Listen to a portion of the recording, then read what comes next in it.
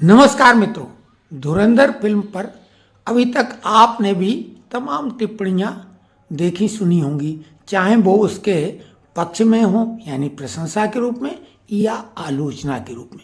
तमाम लोगों ने की है, हम उस पर अब बात नहीं करेंगे।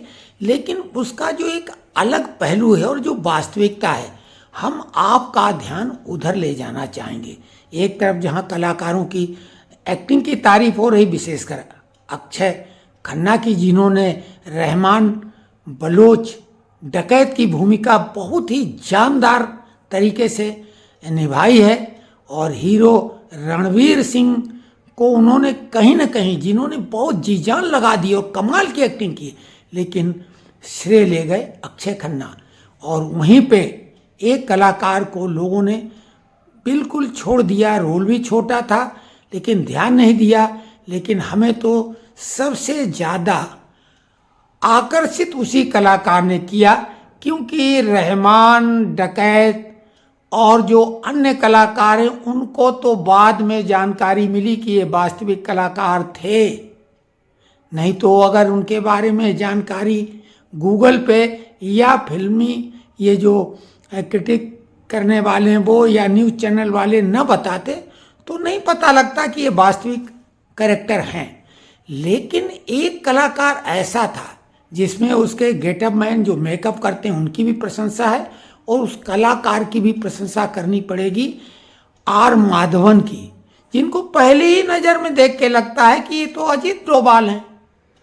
बहुत कम डायलॉग डिलीवरी, लेकिन जितना भी उसमें 100 में 100 नंबर आर माधवन ने अजीत डोभाल यानी फिल्म में नाम रहता है अजय सान्याल। तो खैर, अब फिल्म की आलोचना और जो पाकिस्तान परस्त, क्योंकि देश में पाकिस्तान से भी ज़्यादा चाहने वाले तो यहाँ हैं, क्योंकि बनाने वाले और बनवाने वाले यही हैं। बनवाने वाली कांग्रेस थी, और जिन्होंने वोट दे के बनाया था मुस्लिमों ने, वो भी ज़्यादातर तो गए ही नहीं, वो यहाँ रह गए। तो जो पाकिस्तान सही मायने में है वो यही है, और भारत को वो ज़्यादा परेशान कर रहा है, ज़्यादा तकलीफ दह है बनस्पति असली पाकिस्तान के। तो चूंकि पाकिस्तान की आलोचना तो हुई, लेकिन क्या हुई? दो बड़ी घटनाएं, बाकी तो बहुत कुछ है। 26/11 का हमला, इस फिल्म ने बिल्कुल कलई खोल के रख दी कांग्रेस की भी, यानी तत्कालीन सरकार की, और साथ में पाकिस्तान की। दूसरे नंबर पे भी कांग्रेस और पाकिस्तान। पता नहीं भाजपा इन अपराधों को इतनी गंभीरता से लेके उन्हें दंडित क्यों नहीं कर रही है, ये तो समझ में नहीं आ रही। हालांकि मोदी ने अपनी राजनीति से खत्म कर दिया है, लेकिन वो राजनीति तो अभी भी चल रही है। और वो क्या है कि जो फेक करेंसी थी, जो जाली नोट छप रहे थे 2000 और 500 के, वो पाकिस्तान में किस तरह से छप रहे थे वो दिखाया गया है। और सभी जानते हैं कि ये भी कांग्रेस की मदद से ही हो रहा था, क्योंकि जो कांग्रेस के कर्ता धर्ता हैं उन्हें इस देश से दूर दूर तक कोई लेना देना नहीं है, न तो उसके हितों से और न इस देश की कोई संस्कृति कल्चर से। उन्हें तो इस देश को नचोड़ना है। जैसे ईस्ट इंडिया कंपनी इस देश को नचोड़ रही थी, ऐसे ये इटालियन कंपनी नचोड़ने में लगी है, और नचोड़ के पैसा भी क्या, इनका तो बाहर ही जमा है, उसकी देख रेख में लगातार ये लोग जाते रहते हैं। तो इन लोगों ने देश को खोखला कर दिया था, तभी अचानक बड़ा निर्णय लेना पड़ा था, रातों रात नोटबंदी का। और उसमें कितने ये लोग छटपटाए थे।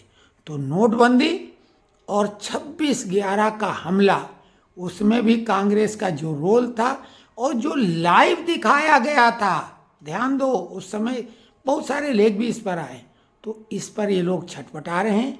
बाकी हमें धुरंधर के बारे में ज़्यादा कुछ नहीं कहना। फिल्म तो बहुत बड़ी सफलता पा ही रही है, लेकिन अब एक बात समझ लो कि लोगों ने मान लिया है कि भाजपा को अब हिला पाना बेहद कठिन है, और इसलिए फिल्मी दुनिया का रुख भी अब भाजपा की जो नीतियां हैं उनको समर्थन करने वाली बनती जा रही है।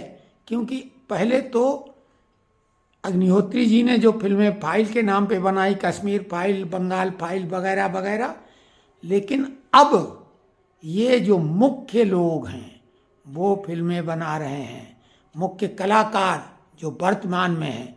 क्योंकि अनुपम खेर, मिथुन चक्रवर्ती वगैरह तो अब मानते हैं कि उनको कोई ज़्यादा स्कोप है नहीं, तो वो ठीक है। लेकिन अब तो ये संजय दत्त और रणवीर सिंह जैसे कलाकार इसमें आ गए हैं, तो अब माहौल बदल रहा है।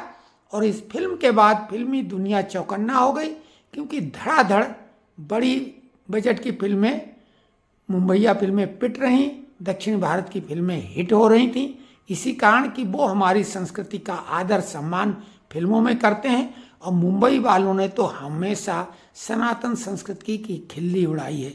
लेकिन अब मुंबई सिनेमा भी धीरे धीरे जो है भगवाए हिंद की तरफ बढ़ रहा है।